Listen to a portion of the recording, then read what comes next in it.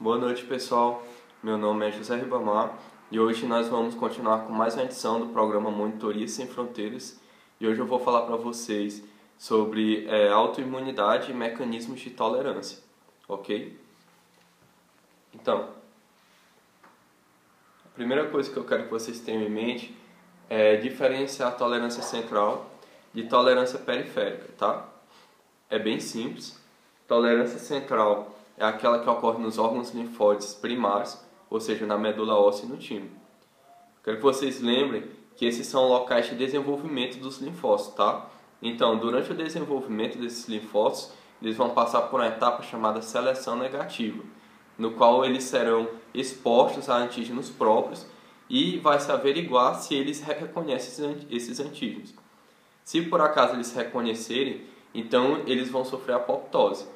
Ou no caso dos linfócitos B, existe também mais uma chance, que seria a edição do receptor, no qual ele reativa os genes da recombinação VDJ e então gera um novo receptor, tendo mais uma chance de sobreviver. Ok? Já a tolerância periférica, como é bem sugestivo, ela vai ocorrer nos órgãos linfóides periféricos, ou seja, nos tecidos linfóides periféricos.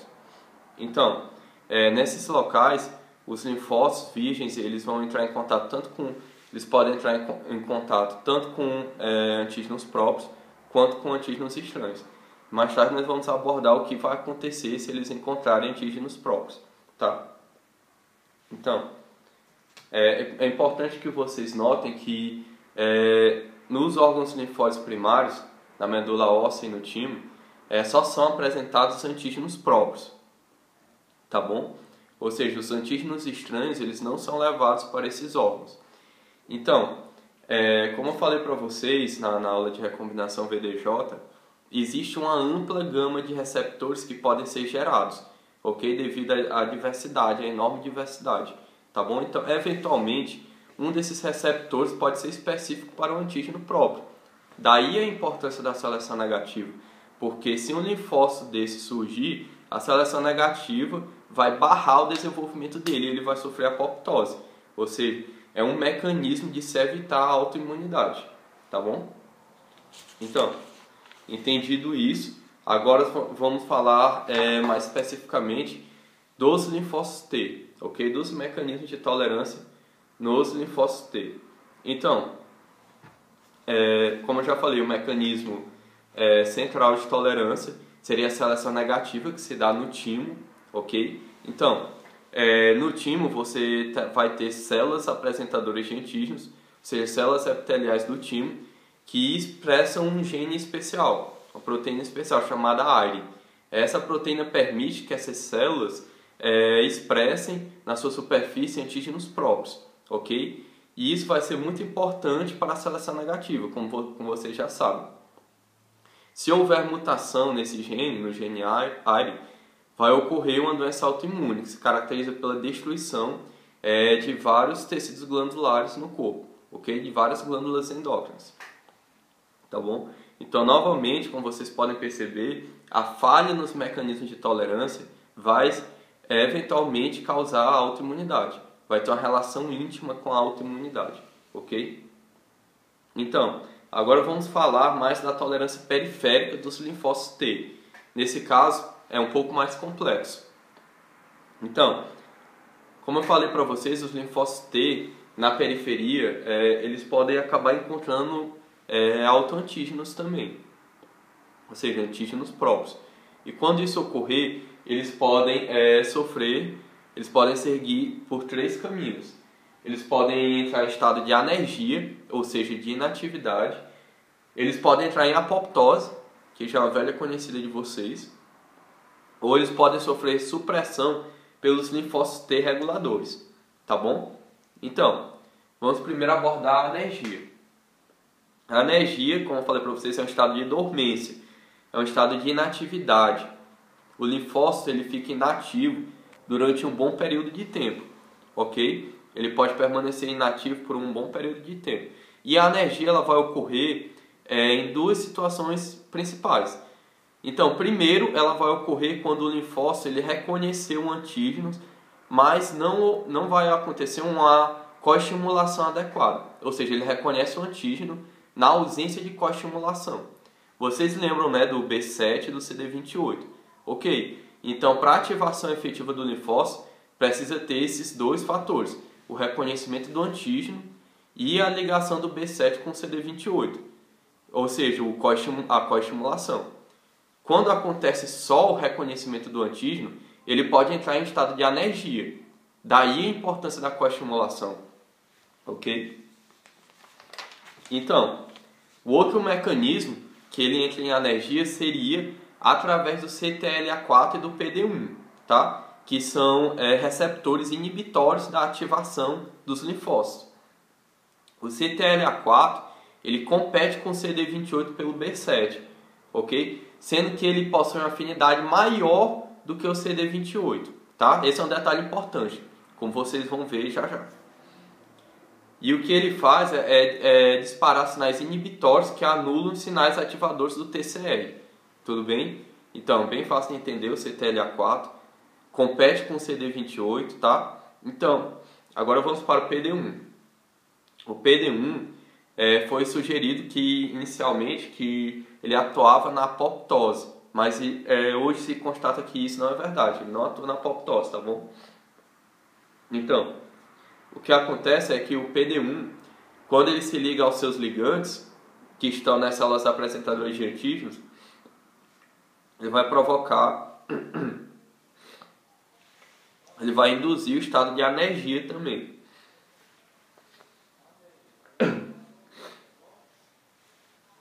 Então, CTLA4 e PD1, né? Então, agora eu vou fazer duas perguntas para vocês. Duas perguntas importantes, porque além de estimular o raciocínio de vocês, elas podem eventualmente cair na prova. Tudo bem? Então, e depois que eu fizer as perguntas, vocês podem pausar os vídeos se vocês quiserem pensar na resposta sozinhos. Ok? Então, lá vai. No caso, sabendo do CTLA4 e CD28, por que os antígenos próprios pesam a balança para o lado do CTLA4 e da anergia, enquanto os antígenos estranhos pesam para o lado do CD28, ou seja, da ativação? Enfim, por que quando tem uma bactéria, um micro-organismo, vai predominar a ativação do linfócito? E por que quando ocorre a apresentação de um autoantígeno, ele vai predominar a anergia? Então, vocês podem pausar o vídeo agora se vocês quiserem pensar na resposta. Então, mas o que acontece é que nas células apresentadoras de antígeno, quando elas apresentam antígenos próprios, elas o fazem com níveis muito baixos de B7. E como eu falei para vocês, o CTLA4 ele tem uma afinidade maior pelo B7. Então, quando tem níveis baixos de B7, o CTLA4 mesmo assim consegue se ligar. Ok? Então vai ter um predomínio da anergia. No entanto, quando ocorre com um micro-organismo, aí nesse caso o antígeno ele vai ser apresentado com níveis muito mais altos de B7. E o que vai acontecer é um predomínio da ativação do linfócito. Tá? Outra coisa que eu quero frisar para vocês seria no caso do CTLA4-IG. Eu acredito que vocês podem encontrar isso no ABAS, no capítulo de ativação dos linfócitos, se eu não me engano. Mas depois vocês podem me mandar um e-mail que eu digo certinho a página. Então, no caso, CTLA4-IG seria uma molécula sintetizada em laboratório, ok? Que seria uma fusão do CTLA4 com a parte FC dos anticorpos, ok? Daí CTLA4-IG.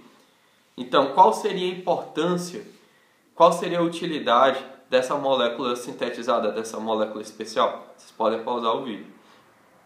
Então, se eu não me engano, essa questão até caiu na prova. Mas a importância seria uma importância terapêutica, porque dessa forma você conseguiria ligar o CTLA4 ao B7 de forma que a ativação dos linfócitos fosse diminuída, que se inibisse a ativação dos linfócitos. Isso seria muito importante em doenças autoimunes, como a artrite reumatoide. Tudo bem? Agora, vamos falar sobre supressão provocada pelos linfócitos T reguladores. Então, Como eu falei para vocês, anergia, supressão e deleção, ok? Ou apoptose. E no caso agora vamos falar sobre, aqui novamente seria a parte do CTLA4 e da anergia. Aqui é linfócito B. Então, vamos falar sobre a supressão provocada pelos linfócitos T reguladores. Então, os linfócitos T reguladores, eles vão provocar a supressão da resposta do linfócito T, da ativação do linfócito T, principalmente através do roubo de interleucina 2, ok? Ele também expressa CTLA4, então ele vai inibir através de receptores também, ou seja, através da diminuição dos níveis de B7, e além disso ele vai secretar interleucinas inibitórias. Então, como vocês viram, vamos por partes. A interleucina 2, ela é essencial para a proliferação dos linfócitos. Por quê? Porque ela estimula a expressão de fatores antiapoptóticos, como BCL2, BCLXL. Vocês lembram disso? Então, o que o linfócito regulador faz é consumir toda a interleucina 2 que ao redor desses linfócitos. Ou seja, ele rouba a interleucina 2 dos linfócitos e mata eles de fome, como diz o livro. Ou seja, eles são privados de fatores de crescimento. E isso vai provocar a apoptose deles. Tudo bem? Então, interleucina 2. Além disso, as células T reguladoras, elas vão secretar citocinas inibitórias, como o TGF-beta e a interleucina 10. O TGF-beta, ele é o principal, ele vai principalmente antagonizar a ativação clássica dos macrófagos. Além disso, ele vai estimular o reparo tecidual, estimulando os fibroblastos a secretarem colágeno. Tudo bem? Então, como eu falei para vocês, ele vai direcionar a resposta inflamatória para o reparo, tá bom? TGF-beta, e vai inibir a ativação clássica dos macrófagos. Então, a interleucina 10 possui funções similares, tá? Também inibitórias. Então, além disso, que vocês precisam saber, além do CTLA4 que eu falei para vocês, que ele vai reduzir também os níveis de B7, só acelerando um pouco mais para caber no vídeo, que vocês precisam saber do FOXP3, que é o fator de transcrição usado pelos linfócitos T reguladores durante a sua maturação, tá bom? O TGF-beta, ele também possui uma atividade nos linfócitos T reguladores, que seria aumentar a expressão de FOXP3, tudo bem? Ou seja, direcionando mais uma vez para o perfil T regulador, tá? Outra característica importante que vocês vão precisar saber em patologia no próximo semestre, durante o módulo de gastro, perdão, é que o TGF-beta, ele também estimula a secreção de IgA, tudo bem? Pelos plasmócitos. Isso vai ser muito importante na defesa humoral das mucosas, tudo bem? Então, agora vamos falar dos linfócitos B. No caso, os linfócitos B possuem um mecanismo similar. No entanto, o que vai diferenciar ele seria, como eu falei para vocês, a possibilidade de edição do receptor. Se ele reconhecer um autoantígeno na medula óssea, ele tem a possibilidade de reeditar o receptor e tentar mais uma vez. Tá? Ele tem tipo como se fosse mais uma vida, tá entendendo? Ele tem mais uma chance. Mas ele também pode sofrer apoptose, tudo bem? Então esse é o diferencial do linfócito B. Agora, quanto à autoimunidade, eu não sei até que ponto a professora, não sei quem foi que deu essa aula, né?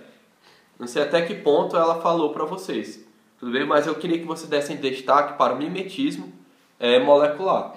No caso, os micróbios, eles podem alterar o perfil do indivíduo. Além disso, ou seja, eles podem induzir alterações no microambiente do indivíduo e isso causar disfunções imunológicas, tá bom? Além disso, eles podem ativar inespecificamente linfócitos, tá bom? Mas o que eu quero que vocês prestem atenção mesmo é no mimetismo imunológico que pode acontecer, porque isso o mecanismo de uma doença muito importante chamada febre reumática, tá bom? Então, alguns micro-organismos, eles têm substâncias que são de certa forma parecidas com antígenos próprios, tudo bem? Então, o que ocorre é que quando essas substâncias elas são reconhecidas, são gerados anticorpos que podem também causar um problema para os antígenos próprios, tá? Ou seja, um mimetismo molecular. Então, no caso, por exemplo, do Streptococcus beta-hemolítico na febre reumática, você vai ter o reconhecimento de uma substância microbiana, de um antígeno microbiano, similar a alguma proteína do miocárdio. Tudo bem? Há proteínas cardíacas. E o que vai acontecer é uma lesão das válvulas cardíacas, por exemplo, por causa desse mimetismo molecular, tudo bem? Além disso, os micro-organismos eles podem induzir alterações no microambiente e isso alterar a resposta imunológica, como acontece, por exemplo, com a H. pylori, que pode reduzir o pH no estômago e isso induzir alterações histológicas no tecido que eventualmente podem culminar com a resposta imunológica errada, como vocês vão ver depois em patologia, tá? Então, é isso que eu queria falar para vocês. Obrigado pela atenção. Qualquer dúvida vocês podem enviar para o meu e-mail, tudo bem? Obrigado.